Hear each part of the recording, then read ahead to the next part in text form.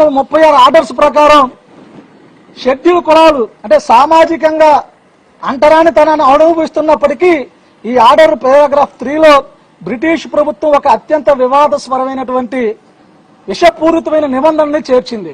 1936 ఆర్డర్లో బ్రిటిష్ ప్రభుత్వం ఒక విషపూరితమైనటువంటి ఆర్డర్ని ఆ రోజే పారా 3లో చేర్చడం జరిగింది. దీని యొక్క ఉద్దేశం హిందూ మతాన్ని ఆచరించేవారు తప్ప వేరే ఏ మతాన్ని ఆచరించే వారిని షెడ్యూల్ కులాలుగా పరిగణించబడదు. అదేవిధంగా అదే పారాగ్రాఫ్ లో ఇంకొక పాయింట్, ఏ భారతీయ క్రైస్తవుల్ని షెడ్యూల్ కులాలుగా పరిగణించరాదని కూడా స్పష్టంగా లిఖించారు. అంటే అప్పట్లో పంజాబ్ ప్రాంతంలో ఉన్న కొంతమంది సిక్కుల్ని మినహాయింపు చేసి ఈ చట్టాన్ని పూర్తిగా అమలుమించారు. అయితే ఈ చట్టం ప్రకారం ఎక్కడైతే దళిత క్రైస్తవుల్ని వివక్షతల నుంచి దళిత బిడ్డలుగా ఉన్నటువంటి వీళ్ళని క్రైస్తవ మతం తీసుకోగానే బ్రిటిష్ వారు ఉన్నప్పుడే 1930 చట్టం ప్రకారం దళిత క్రైస్తవుల మీద వివక్ష చూపించినట్టు స్పష్టంగా 1935 చట్టమే చెబుతుంది. అదే చట్టాన్ని దేశానికి స్వతంత్రం వచ్చి రాజ్యాంగం అమలయ్యేటప్పుడు డాక్టర్ బాబాసాహెబ్ అంబేద్కర్ షెడ్యూల్ కులాలని ఆర్టికల్ 341 ద్వారా ఏ కులాలను చేర్చాలో అనేటువంటి అంశాన్ని రాష్ట్రపతికి ఆర్డర్స్ ఇవ్వంగా రాష్ట్రపతి గారు షెడ్యూల్ కులాలని 1950 ప్రకారం షెడ్యూల్ కులాన్ని ఆర్టికల్ 341 ద్వారా గుర్తిస్తూ ఆ గుర్తించే క్రమంలో పారా 3లో 1936 ఆర్డర్ ఏ విధంగా అయితే బ్రిటిష్ గవర్నమెంట్ అంటే భారత గవర్నమెంట్ ఇచ్చిందో అదే కాపీని పేస్ట్ చేసి యాజ్ టీజ్ గా 1950 రాష్ట్రపతి ఆర్డర్స్ లో పేజీ నెంబర్ 3లో పెట్టడం వల్ల దళిత వివక్షతకు గురవుతున్నటువంటి అంటరాని కులాల్లో ఉన్నటువంటి దళితులు క్రైస్తవ మతం వైపు వెళ్లడం వలన ఈ క్రైస్తవ సమాజం మొత్తం కూడా అణిచివేసే విధానం రాష్ట్రపతి ఆర్డినెన్స్ పేజీ 3లో జరిగింది. ఈ పేజీని 3లో ఉన్నటువంటి అంశాన్ని మతపరంగా కులపరంగా రిజర్వేషన్లు కాదు, రాజ్యాంగంలో ఎక్కడా కూడా ఈ కులాలు ఈ వివక్షత గురవుతున్నటువంటి కులాల గురించి కానీ ఈ మతంలో ఉన్నటువంటి వ్యక్తుల్ని ఈ కులంలో చేర్చాలని ఎక్కడ కూడా రాజ్యాంగంలో లేదు. ఆర్టికల్ 14, 15, 25 ఈ 3 పరిశీలిస్తే ఆర్టికల్ 14 అందరికి సమానం కల్పించారు. ఆర్టికల్ 15 కులాలు మతాలు వివక్షత చూపించొద్దని చెప్పారు. ఆర్టికల్ 25 ఈ దేశంలో పుట్టిన ప్రతి పౌరుడు ఏ మతాన్నైనా స్వీకరించే హక్కుని రాజ్యాంగం కల్పిస్తే ఈ రాజ్యాంగానికి తూట్లు పరిచే విధంగా 1950 రాష్ట్రపతి ఉత్తర్వుల్లో పేజీ నంబర్ 3లో తప్పిదం జరిగింది. ఆ తప్పిదాన్ని సరిచేయాల్సిన బాధ్యత ఈ రోజు కేంద్ర ప్రభుత్వం మీద ఉందని కూడా తెలియజేస్తున్నాం. 1950 రాష్ట్రపతి ఉత్తర్వులో ఈ ఉత్తర్వు ప్రకారం పేజీ 3లో హిందూ మతంలో ఉండి అంటరానితనాన్ని అనుభవిస్తూ కుల వివక్షలు అవుతున్నటువంటి కులాలని షెడ్యూల్ కులాల్లో చేర్చారు. మరి సిక్కు మతంలో ఉన్నటువంటి దళితుల్ని సిక్కు మతాన్ని తీసుకొచ్చి 1956లో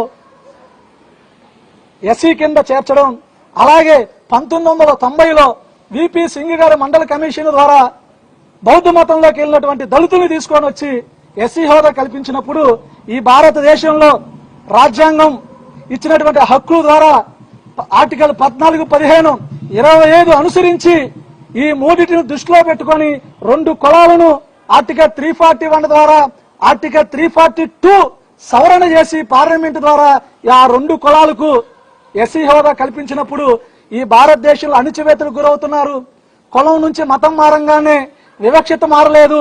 మతం మారారంటే మనసు మారింది తప్ప వివక్షత అలాగే కొనసాగుతున్నటువంటి లక్షలాది మంది దళిత క్రైస్తవులకు కూడా ఎస్సీ హోదా కల్పించాల్సిన బాధ్యత ఈ రోజు కేంద్ర ప్రభుత్వం భుజానేసుకోవాలని కూడా ఈ సందర్భంగా తెలియజేస్తున్నాం.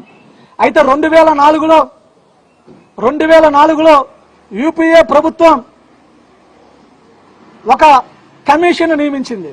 ఆ కమిషన్ యొక్క ఉద్దేశం రంగనాథ్ మిశ్రా కమిషన్ దేశవ్యాప్తంగా విచారణ చేస్తూ దళిత క్రైస్తవుల్లో వివక్షత ఉందా లేదా, ఈ వివక్షత ఎక్కడి వరకు ఉంది అనేటువంటి అంశాన్ని పరిగణన తీసుకొని దేశవ్యాప్తంగా 3 సంవత్సరాల పాటు సుదీర్ఘంగా పర్యటించి పూర్తి స్థాయి దర్యాప్తు చేసి కేంద్ర ప్రభుత్వానికి ఇవ్వడం జరిగింది.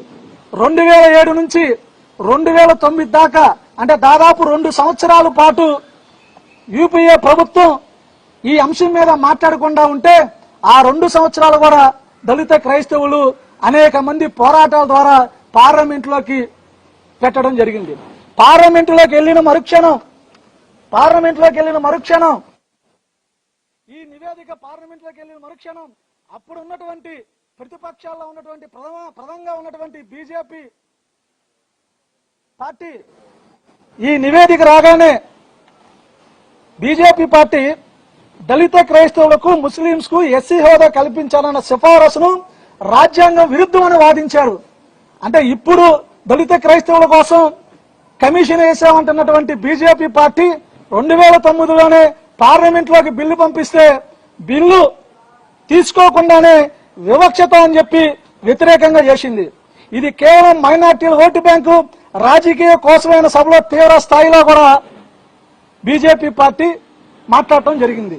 దీని ద్వారా పార్లమెంట్ లో జరిగిన చర్చల్లో తెరపైకి వచ్చిన అతిపెద్ద అడ్డంకి ఇదే. దళిత క్రైస్తవులను, దళిత ముస్లింలను వీరిని ప్రస్తుతం 15% ఉన్నటువంటి రిజర్వేషన్ ని క్రైస్తవ మతాన్ని చేరిస్తే ఈ రిజర్వేషన్ లో మిగతా కులంలో కూడా ఇబ్బంది కలిగిద్దన్నటువంటి ఆలోచనలు తీసుకొని వచ్చి దళిత క్రైస్తవుల్ని అన్యాయంగా పార్లమెంట్ బిల్లు పాస్ చేయకుండా చేశారు. దీనికి ప్రధానంగా బీజేపీ పార్టీ అని కూడా స్పష్టంగా తెలియజేస్తున్నా. కాంగ్రెస్ నేతృత్వంలో యూపీఏ ప్రభుత్వం ఈ కమిషన్ నియమించినప్పటికీ పార్లమెంట్ లో రిపోర్టు ప్రవేశపెట్టిన నాటికి ఆ పార్టీలో కూడా రాజకీయం భయం పుట్టుకొచ్చింది. అంటే ఏ కమిషన్ అయితే కాంగ్రెస్ పార్టీ నియమించిందో ఆ కాంగ్రెస్ పార్టీ బిల్లును ప్రవేశపెట్టి దాన్ని పొందపరచడానికి కూడా వాళ్ళ శక్తి సరిపోక దీన్ని పక్కన పెట్టడం కూడా జరిగింది. అంటే దాదాపు రంగనాథ్ మిశ్రా కమిషన్ ని డస్ట్బిన్ లో వేశారని కూడా స్పష్టంగా కనబడతా ఉంది. అయితే దశాబ్దాల కాలంగా చేస్తున్నటువంటి ఈ పోరాటంలో 2004లో క్రైస్తవ మత సంఘాలు కొంతమంది క్రైస్తవులందరూ కూడా 2004లో సుప్రీంకోర్టులో కేసు వేసి దాదాపు 2004 నుంచి 2022 వరకు విచారణ జరుగుతూ ఉండగా సుప్రీంకోర్టు కొంత 2020 నుంచి 22 వరకు కేంద్ర ప్రభుత్వాన్ని అనేక సార్లు, అంటే అప్పుడున్నటువంటి ఎన్డీఏ ప్రభుత్వం, ఇప్పుడున్నటువంటి ఎన్డీఏ ప్రభుత్వం, ఈ ప్రభుత్వాన్ని అనేక సార్లు సుప్రీంకోర్టు దళిత క్రైస్తవుల గురించి మీ యొక్క వైఖరి చెప్పమని పదే అడిగితే అప్పుడు 2022లో అల్టిమేట్ జారీ చేయమని సుప్రీంకోర్టు కేంద్ర ప్రభుత్వం అడిగితే ఆ అల్టిమేట్ లో వాళ్ళు ఏమని ఇచ్చారంటే బీజేపీ ప్రభుత్వం ఇప్పుడు ప్రధానమంత్రి పార్లమెంట్ లో ఇవ్వటానికి ఆ కేసుకు పరంగా గతంలో 2004లో రంగనాథ కమిషన్ వేయటం, రంగనాథ్ మిశ్రా కమిషన్ ఇచ్చినటువంటి నివేదికని మేము తప్పుపడుతున్నాం. ఆ నివేదిక ఇంట్లో కూర్చొని అంటే 3 ఏళ్ల పాటు దేశం మొత్తం కూడా తిరగలేదు, వాళ్ళు స్వతహాగా ఇచ్చారనేటువంటి ఒక తప్పుడు రిపోర్టుని సుప్రీంకోర్టుకి చేర్చి మేము గతంలో ఇచ్చినటువంటి రిపోర్టుని మేము వ్యతిరేకిస్తున్నాం. ఆ రిపోర్టు సరైనటువంటి సమాచారాన్ని దాచి తప్పుడు సమాచారం ఇచ్చిందని చెప్పి రంగనాథ్ మిశ్రా కమిషన్ మీద సుప్రీంకోర్టు తెలుపుతూ 2022లో ఆ కమిషన్ రద్దు చేసి కొత్త commission justice KG Balakrishnan commission నియమించినటువంటి కేంద్రం 2022 నుంచి ఇప్పటి వరకు జస్టిస్ బాలకృష్ణన్ కమిషన్ దేశవ్యాప్తంగా తిరుగుతూ విచారణ 2024కే పూర్తి సమాచారాన్ని సేకరించినా సరే ఆ సమాచారాన్ని సేకరించిన సుప్రీంకోర్టుకి బాలకృష్ణన్ కమిషన్ రిపోర్ట్ ఇవ్వనీయకుండా మళ్ళీ 2025కి 1 సంవత్సరం పొడిగించడం, మళ్ళీ అక్కడి నుంచి సంవత్సరం పొడిగించిన తర్వాత ఏ రోజు వచ్చిద్దా కమిషన్ రిపోర్ట్ ఎదురు చూస్తున్నటువంటి దళిత క్రైస్తవుల్ని మళ్ళీ మనోభావాలు దెబ్బతినే విధంగా 2025 నుంచి 2026 ఏప్రిల్ 10వ తేదీకి రిపోర్ట్ ఇవ్వడానికి టైం ఇచ్చారు. ఈ రోజు ఏప్రిల్ 10వ తేదీ నుంచి మళ్ళీ 2 నెలల పాటు అంటే జూన్ వరకు టైం గడువు అడగటం ద్వారా కేంద్ర ప్రభుత్వం దళిత క్రైస్తవుల పట్ల ఎంత వివక్షత ఉందో స్పష్టంగా కనపడటానికి ఉదాహరణ మీరు నియమించినటువంటి జస్టిస్ బాలకృష్ణన్ కమిషన్ రిపోర్ట్ ఇవ్వకుండా జాప్యం జరుగుతుంది. అది మీ దగ్గర నుంచే జరుగుతున్న స్పష్టంగా తెలియజేస్తున్నా. ఇటీవల సుప్రీంకోర్టు ఇచ్చిన జడ్జిమెంట్ ఒక వ్యక్తికి సంబంధించింది.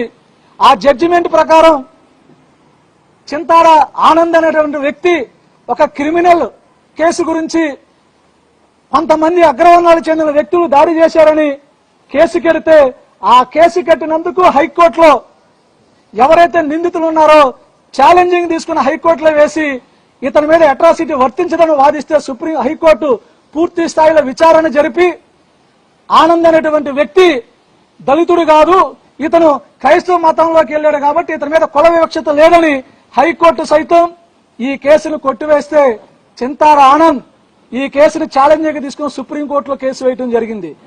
ఈ కేసులో ఒక క్రిమినల్ కేసు కింద సుప్రీంకోర్టు ఇచ్చినటువంటి తీర్పు రాజ్యాంగం 1950 ఆర్డర్ లో ఏమైతే ఉందో ఆ చట్టాన్ని పూర్తిగా చదివి నువ్వు క్రైస్తవులో మారటం వల్ల నీకు వివక్షత లేదు, క్రైస్తవ మతం అందరూ సమానమని చెప్తుంది, ఇస్లాం మతం సమానమని చెప్తుంది, నువ్వు దళితుడు కాదు, అంటరాని కులానికి చెందిన వ్యక్తివి కాదు, నువ్వు సమానత్వంలో ఉన్న వ్యక్తివని సుప్రీంకోర్టు పూర్తి స్థాయిలో ఆ కేసుని తీర్పు వెల్లడించింది. అంటే 1950 రాష్ట్రపతి యొక్క ఉత్తర్వులు మాత్రమే ఆ సుప్రీంకోర్టు చెప్పింది తప్ప దళిత క్రైస్తవుల్లో ఎస్సీ హోదా కల్పించాలని చేస్తున్నటువంటి ఈ పోరాటంలో ఎక్కడ కూడా సుప్రీంకోర్టు ఇది తప్పని చెప్పలేదు, ఉన్న చట్టాన్ని చెప్పింది.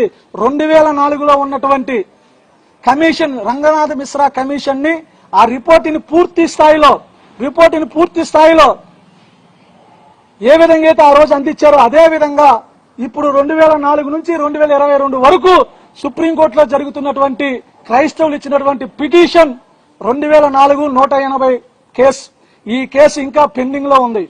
ఈ కేసు పెండింగ్ విచారణలో లాస్ట్ టైంలో ఉన్నప్పుడే ఏప్రిల్ 10వ తేదీన రావాల్సినటువంటి కమిషన్ రిపోర్టుని ఈ రోజు అదే కమిషన్ మళ్ళీ 2 నెలలు టైం అడగటం మీద కేంద్ర ప్రభుత్వం ఎంతవరకు దీని మీద ఉందన్నది కూడా ఆలోచన చేయాలి.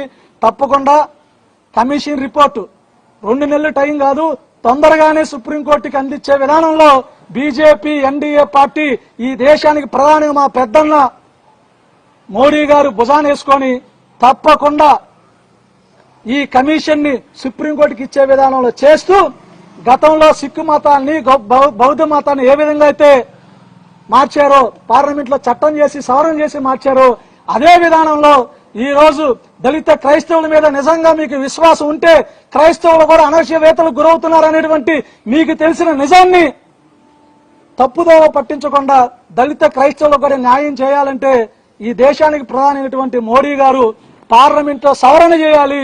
ఆ సవరణ ద్వారా చట్టబద్ధత కల్పించి శాశ్వత పరిష్కారం అందించాలని కూడా కేంద్ర ప్రభుత్వాన్ని అడుగుతున్నా. ఈ రోజు ఎన్డీఏ ప్రభుత్వంలో ఆంధ్రప్రదేశ్ ముఖ్యమంత్రి నారా చంద్రబాబు నాయుడికి ఒకటే తెలియజేస్తున్నాం, మీరు గతంలో ముఖ్యమంత్రిగా ఉన్నప్పుడు దళిత క్రైస్తవులు ఎస్సీ హోదా కావాలని చెప్పారు. ఈ రోజు మీకు అవకాశం వచ్చింది, మీకు బాధ్యత ఉంటే క్రైస్తవుల ఓట్లు కావాలన్నా దళిత క్రైస్తవుల మీద వివక్ష జరుగుతుందని మీకు తెలుసున్నా సరే ఖచ్చితంగా ముఖ్యమంత్రి గారు ఎన్డీఏ ప్రభుత్వాన్ని ఒప్పించైనా సరే పార్లమెంట్ చట్టం చేయడానికి చంద్రబాబు గారు పూనుకోవాలని కూడా తెలియజేసుకుంటున్నా. అంటే దళిత అంటరాని కులాల్లో ఉన్నటువంటి ఈ షెడ్యూల్ కులాల మొత్తాన్ని దళిత అంటే ఆత్మగౌరవం కోసం క్రైస్తవ మతంలోకి ఇస్లాం మతంలోకి వెళ్ళినటువంటి నా జాతి బిడ్డల కోసం నేను ఒక హిందువుగా పుట్టా, కానీ ఈ హిందువుగా పుట్టిన నేను నా జాతి బిడ్డలు క్రైస్తవ ఆత్మగౌరవం కోసం తీసుకున్న మతం కోసం మతానికి కులానికి ముడిపెట్టకుండా రాజ్యాంగంలో ఉన్న ఆర్టికల్ 14, 15, 25 ప్రకారం ఈ జాతుల మొత్తానికి సమాన అవకాశాలు కల్పించాల్సిన బాధ్యత ప్రభుత్వాలకు ఉంది, కేంద్ర ప్రభుత్వానికి కూడా ఉందని కూడా తెలియజేస్తూ మేము ఖచ్చితంగా కేంద్ర ప్రభుత్వం దిగి వచ్చే వరకు పార్లమెంట్ సవరణ చేసే వరకు సామాజిక న్యాయం బీజేపీ ప్రభుత్వం అందించే వరకు పోరాటం చేస్తాం.